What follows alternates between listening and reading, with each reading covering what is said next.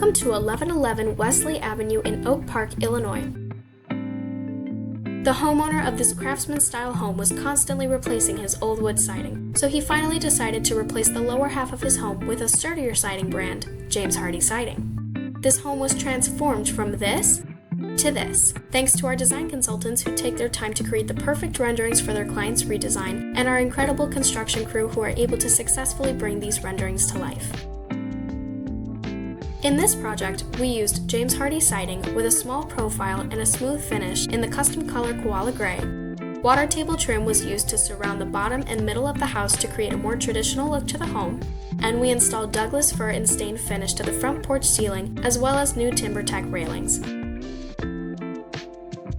The homeowner was thrilled with the results after all the renovations were completed. The home had a new and sleek appearance, and the siding we installed will last him a long time.